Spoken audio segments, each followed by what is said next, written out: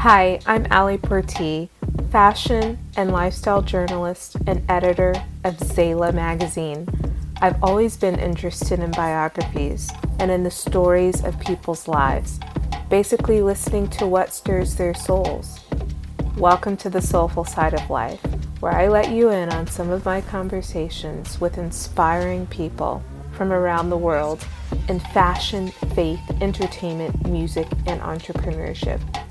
These are conversations that stir the soul about people's journeys, about the ups and downs of life, and how they have overcome certain situations. I hope that these episodes will inspire your life in some way, so enjoy over a cup of something hot or on your drive to work. This is The Soulful Side of Life and can be found on Spotify Podcasts or Apple Podcasts.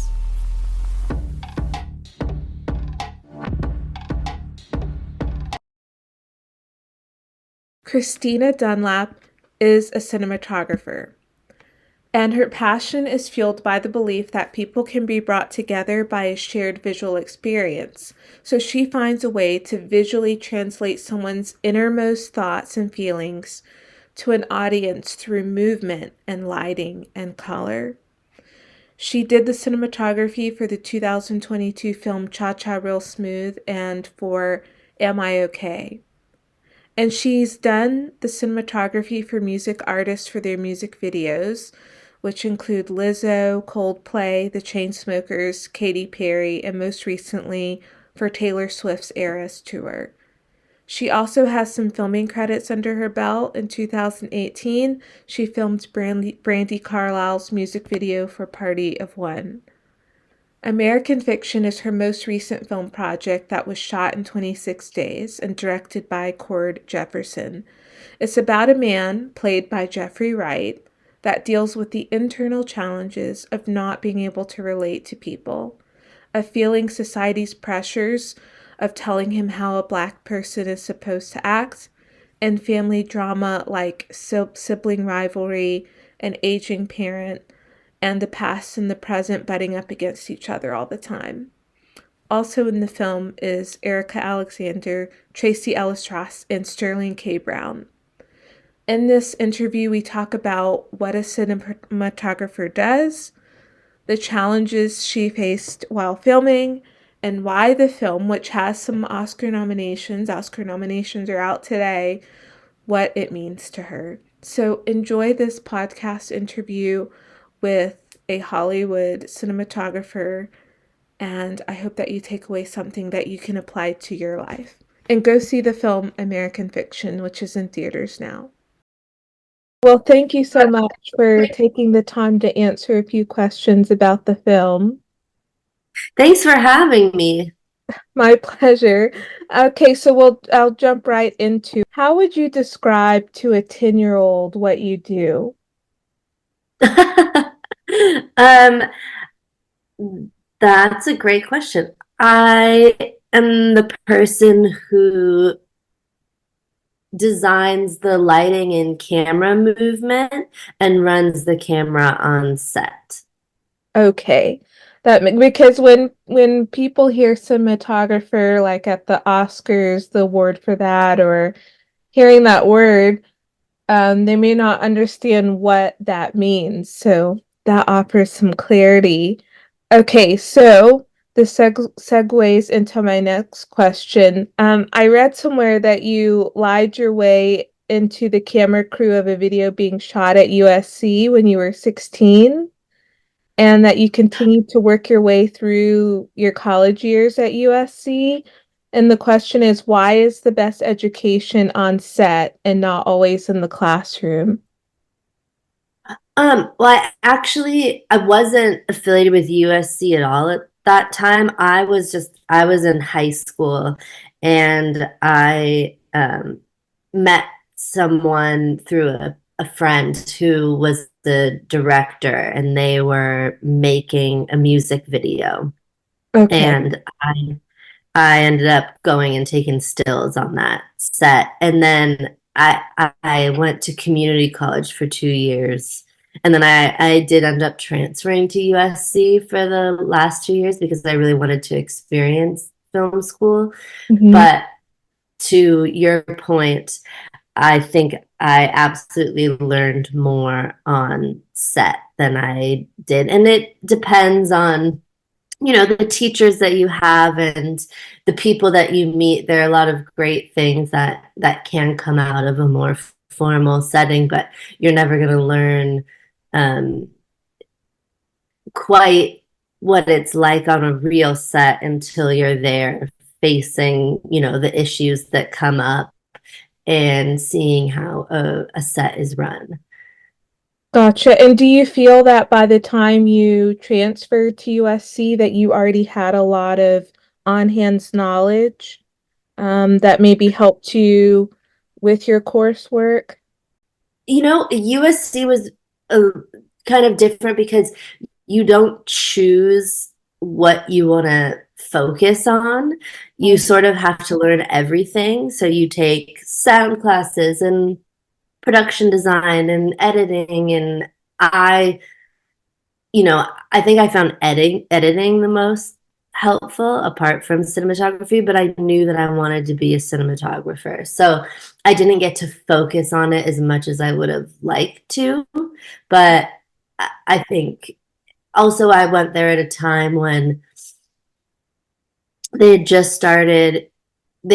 My first year we shot on film, and my second year they transferred to digital cameras, Okay. and they had the Sony EX1s, which were obsolete by the time I graduated. So I think for everyone involved, the students and the teachers, it was sort of a learning experiment for everybody, because these were, newer cameras, and they were used to teaching on film.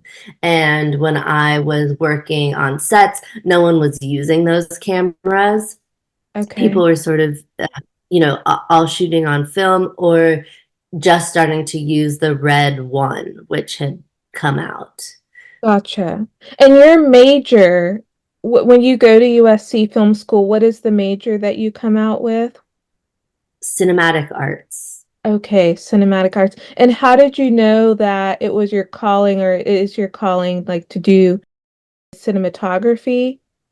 Yes, yeah. I'm just saying at USC, um, you have to study everything. And I wanted to study cinematography more specifically, but we had to take all these other classes. I did find editing really useful, and I still, am glad to have that knowledge to this day because it helps me in planning shots and making shot lists and understanding what, what's going to be useful to the editor. For this film, American Fiction, what does a day on set look like for you? The days were really um, packed. We were trying to get a lot done because we shot the film in 26 days, Okay. which is abnormal for, a film like this. Usually you have a bit more time. So we, uh, Cord and I would get to set in the morning and go over the plan for the day with our AD, Lenny, often. And then I would sort of, meet with my crew who had all been prepped on what the scenes we were doing, but we would talk about the first scene. And as they were starting to light, Cord and I would walk through the blocking. Oftentimes, the actors come to set. We let them run the scene. I like to see naturally what they want to do and then plan my camera angles around that. Oftentimes, I've already made a shot list and I have in my head how I want to shoot it. And so I see if that works with what they're feeling, and we sort of discuss, the plan of action after that. And then the actors go to get in costumes and makeup. We finish lighting and talking through the blocking. And then we will, when they come back, we will film the scene. And we just sort of do that from from scene to scene to scene. Wow. And about how many scenes are shot a day? It depends on how long the scene is, how many pages it is. I think typically in, narrative work, they try to keep it to under 6 pages a day. But there were some days where, like when Issa and Jeffrey were sitting at the table, it's sort of a longer scene that's maybe 8 pages, but there's not as much coverage. So we were able to shoot that and another scene the same day. Whereas a scene like when I'm trying to think of a good example of when maybe Monk comes home for the first time Mhm. and, we meet Lorraine and we meet his mom, and there's a lot of moving parts. That scene is a lot shorter, but it will take longer to shoot. Gotcha. And one question I wanted to ask, but you touched on it, is like, do you work directly with the actors? And it sounds like you do, like talking to them and hearing their views on things for that. Yeah, I mean, some directors don't want you to speak to the actors at all. They want to be the only point of contact. And in those circumstances, sometimes myself or the camera operator might just say, "Oh, can you take a little step to your right or to your left just to make sure they're hitting their marks or they're in the right positions."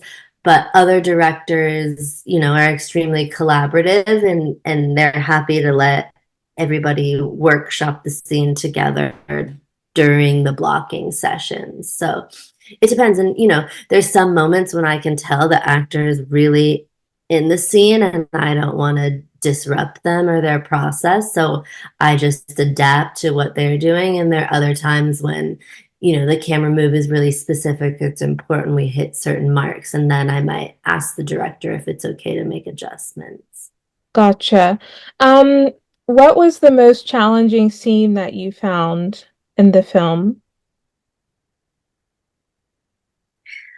I think the hardest scenes were often because of the elements that we were up against, whether we had a lot of thunderstorms in summer in Boston, and then the night that we shot with the legendary Leslie Uggams on the beach, we had extremely high winds. So we had lights up in these they're called condors, but they're like cherry picker cranes that go up and you put a light up in there. And it was too windy for us to keep it at the height that we needed to. So we kept having to retract it and then put it back up.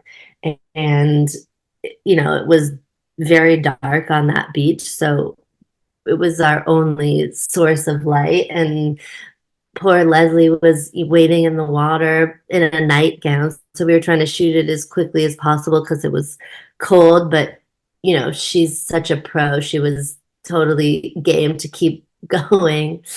um, and I think Jeffrey asked her at one point, are you okay if we do another take? And she said, "We're making a movie." So she was just, really in the scene, and it was just more challenging because of the elements. But everybody was extremely professional, and we were able to get it done.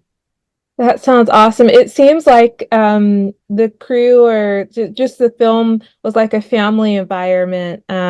Hilda mentioned that in some notes I was reading. Did you feel that it felt like a family?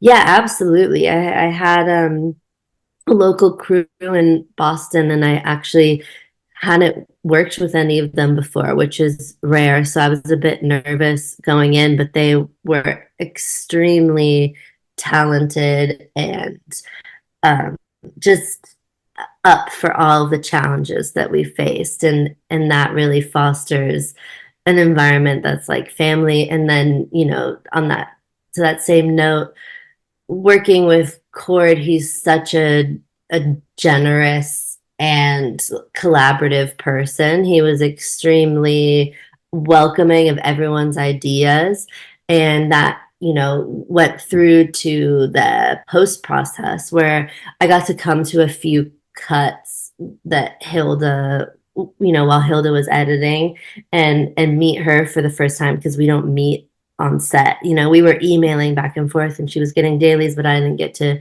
meet her till we were done shooting. And so then through the whole editing process and color timing, where we, you know, color the film, Mhm. and even doing these interviews and getting to meet Laura, our composer, it is really like a family. They're all just the most wonderful people, and I think we all really look forward to collaborating again on something together. Yeah. You mentioned the word dailies. What are dailies? Dailies are everything that you shoot that day gets sent to the editor and processed and, you know, uploaded into their system, and then you can watch back the raw footage that you shot that day, the day before. Gotcha. It's, I'm sure, very helpful for them as they're thinking about editing. Okay, so last few concluding questions. I'm thinking about the scene of when Lorraine tells Cliff that he can come to her wedding. Just before that, it was a comedy scene in the kitchen with his lovers, but that scene was a serious one that certainly touched my heart. And he realizes that he's loved and accepted, which I don't know, might make him grow up a little bit and be there for the women that need him, like his ex-wife or his mother whose cognitive health is failing. How do you shoot comedy scenes versus drama scenes? And are there any specific scenes from the film on tackling two, like those kind of comedy and drama scenes? I mean, I think you picked the perfect scene. It's funny because watching the film for the first time, you know, when we were shooting it, it was of course extremely emotional, but you're just coming out of the comedy on set. So when I first watched the cut of the film, that was the scene that made me cry, Yeah. which I maybe wouldn't have expected from being on set. There were so many touching scenes, and while that was one of them, it was the way that, you know, it was edited together, I think, and of course Sterling's performance, but it really touched me as well. And it it is tough to go between the two tones. But I think, you know, something Cord and I discussed from the beginning was that this film is about the family, and that is the heart of the film. So we always wanted to honor that. So I always approached it as a drama with comedic elements, even though I think a lot of people would call it a comedy. But a lot of times in comedy, people this the the style of the camera is to shoot it very wide and have it be very lit so you can see people's body language, and, you know, there's physical comedy and what's going on, and you can see everyone's reactions in a scene. But to me, it was important that we were closer and tighter in our coverage on the characters because there's so much emotion going on. You know, they say that I'm trying to think of the best way to put this, but there in the script it goes back and forth so quickly, but our approach was to just, you know, pick specific moments where we want to do a comedic shot. And a lot of times, you know, the comedy would come out in the editing, like in the scene when they're on the phone with Paula Baderman, and Mhm. we're kind of in close up on her, and then we pull back wide to reveal the art on her walls, when she's talking about the prison system and incarceration. And it just felt like, you know, that was the perfect moment to reveal the space. And so that shot was always intended to be comedic, but the meat of the scene is when we're in tight on her so we can see what's going on in Jeffrey's face in those moments, and her face as well. Gotcha. So it's a lot to do with like how tight you get on a person in a scene versus pulling out the Exactly. tones. For someone who was directly involved with making the film, what did you learn? What did you take away from the film? Having, yeah, worked on it. I'm curious. I'm sure like somebody who, versus somebody who only saw the film, the answers are going to be different, obviously, but I'm just curious as you were hands-on making it, how did it touch you? What did you take away from it?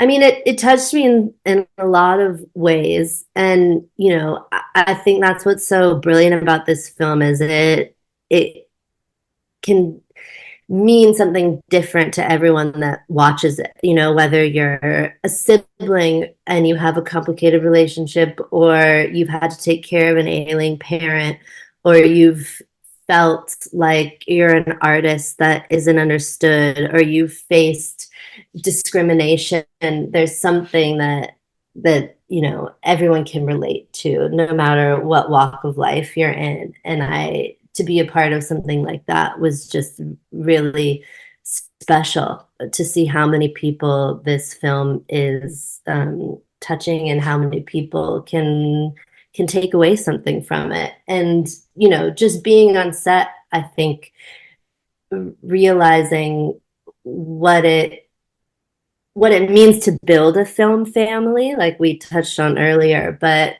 working with Cord was such a wonderful experience, as well as Hilda and everyone else involved in the film. And I think just looking forward to doing that again with everybody. Yeah. And I guess, like, in terms of filmmaking, we were up against a lot of challenges and it was a very tough schedule. And I think something that was so great about working with Cord is, since it was his first film, he wasn't set in his ways of doing things. He was really open to whatever presented itself in the moment. And that was very refreshing for me, because we have a shot list and we have a very specific plan that we want to carry out. But anytime there was a curveball thrown, while another director might have gotten really frustrated and upset and, wanted to find a way to make our plan work, Cord was really great at pivoting in the moment, saying, okay, well, that's not going to work, so let's go this direction. And he was not, stuck on doing something a specific way. Everything was flexible. So I think, learning that again, and it sort of felt like my earlier days of filmmaking, where you might not, you just aren't as rigid. And I think that was something that I took away on the creative side that I want to carry with me, that, how important it is to be flexible, and that some of the best creativity can come out of the challenges that present themselves on any given day. Yeah, I can imagine. Well, thank you so much for taking the time to speak. I hope that y'all get some Oscar nominations. Thank you so much. Yeah. It was great to chat with you. I hope that you enjoyed this podcast episode and that you have found a soulful connection to the conversation. God bless you, and until the next episode, go bless somebody else.